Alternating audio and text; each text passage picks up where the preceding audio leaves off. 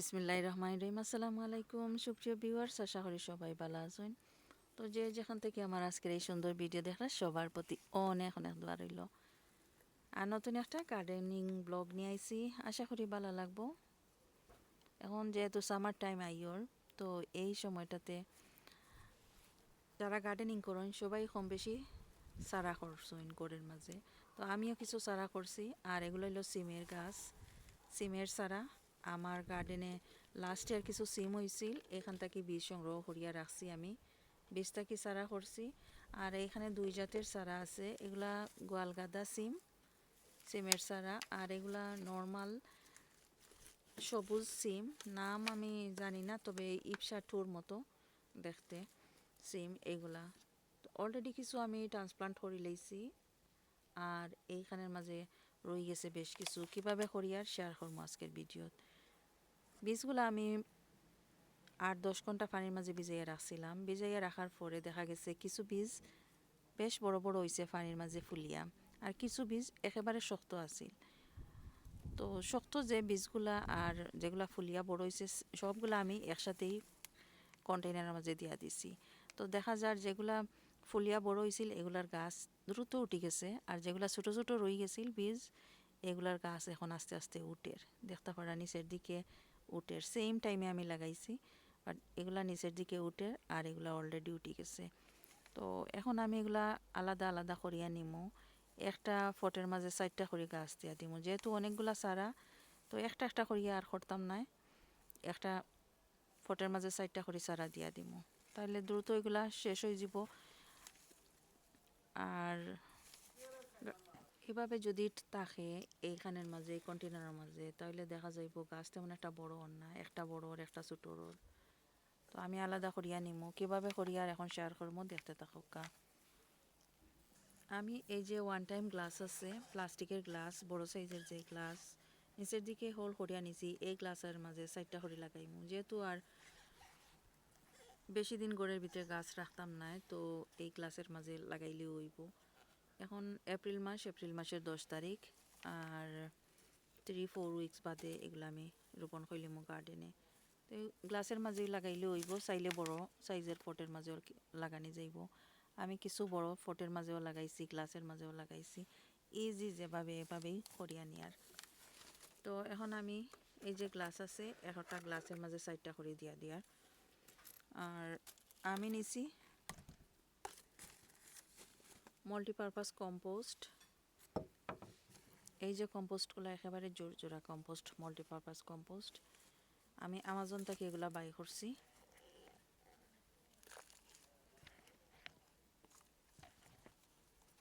এতটুক দিয়া দিলাম, দেওয়ার পরে নিচের দিকে একটু চাপ দিয়ে দিয়ার, এত বেশি চাপ দিয়ে না, একটু চাপ দিয়ার, যাতে মাটিগুলো একটু সেট হয় এরকম। ভিতরে যদি বাতাস থাকে তাহলে বাতাসগুলো বাইরে আইব। এখন আমি দেখাই, আর এই যে আছে গাছ, গাছগুলো এখান থেকে ইজিলি উঠে আইব। এইখানের মাঝে আমি রাখি, আর এই আস্তে আস্তে করে এইভাবে টানি। আর যেহেতু অল্প মাটি, এই যে দেখতে পারা অল্প মাটি নিচে দিছি, আর মাটিগুলো একেবারে জোর জোড়া, এই যে দেখতে পারা কীরকম একেবারে জোর জোড়া মাটি, অল্প মাটি। আর শিকড়গুলোও নষ্ট হইতো না, আমি ছোটো ছোটো গাছ যেগুলো এগুলো আলাদা করবো, আর বড়োগুলোও আলাদা করবো।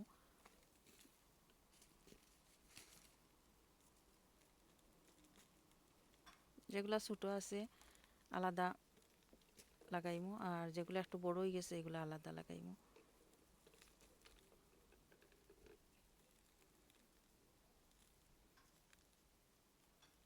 এইভাবে আস্তে আস্তে লুজ করিয়া নিলে দেখা যায় শিকড় নষ্ট হয় না। এই তো খুব সুন্দর ইয়া বাইরে আইছে।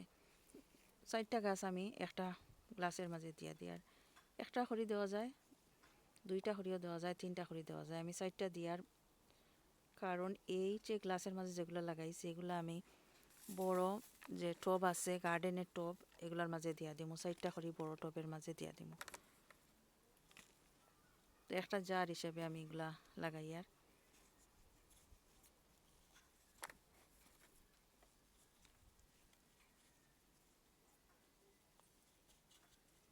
মাটি চারিদিকে দিয়া আর দিয়ে একটু চাপ দিয়ে দিয়ে দেওয়া, যাতে সব দিকে মাটি সমানভাবে থাকে নিচের দিকে আর গাছগুলো শক্ত হইয়া থাকে।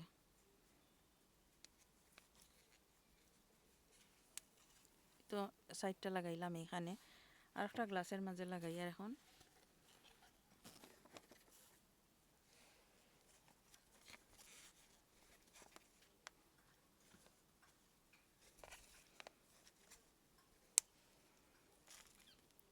বড় দুইটা আরো দুইটা বড় বার করবো।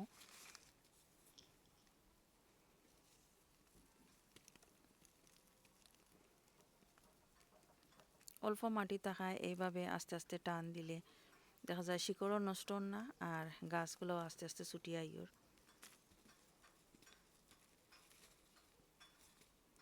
সাইডটা একখানো আছে, তো সাইডটা আমি এক জায়গাতো দিয়া দিয়ার।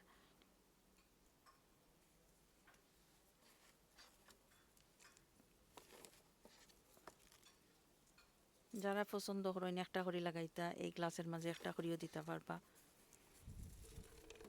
যেহেতু ঘরের ভিতরে রাখবো আমি এই গাছগুলা, তো অনেকটা জায়গা জুড়ি থাকে।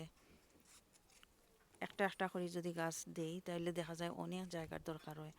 আর এখন এপ্রিল মাস, আর এই সময়টাতে অনেক ধরনের চারা আমি রিপোর্টিং করছি, আলাদা আলাদাভাবে আলাদা ফটের মাঝে দিয়া দিছি। তো অনেকগুলা ফটের দরকার হয়েছে, অনেক জায়গারও দরকার হয়েছে।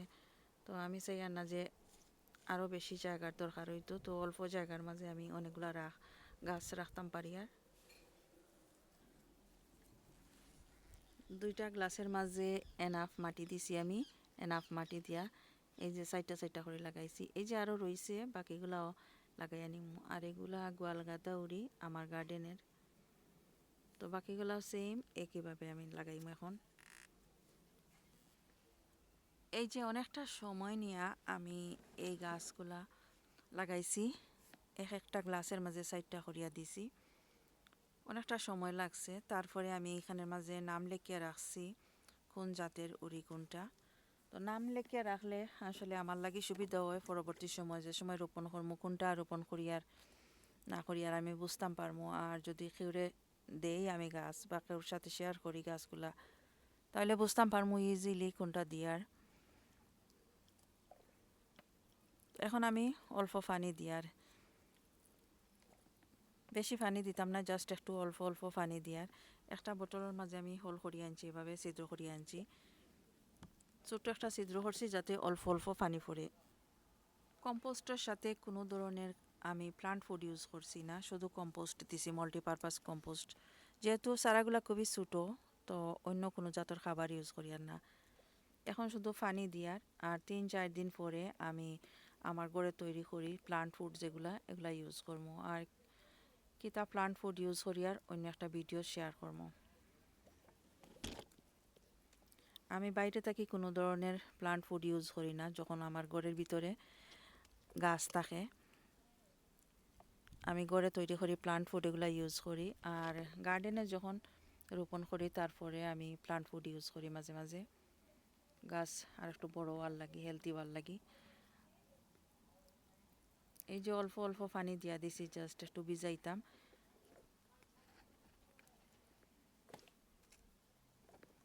এখন এই চারাগুলো আমি ঘরের ভিতরে রাখি দিব, আর 3 থেকে 4 দিন পরে আমি আমার ঘরে তৈরি করা যে প্লান্ট ফুড এগুলো ইউজ করলে গাছ কিচ্ছু হইতো না, ভালো থাকবো।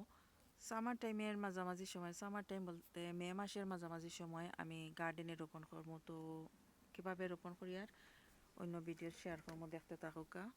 তো যদি ভালো লাগে আজকের আমার এই ভিডিও, একটা লাইক দিতে ভুলবা না, আর একটু ভালো লাগলে শেয়ার করবা।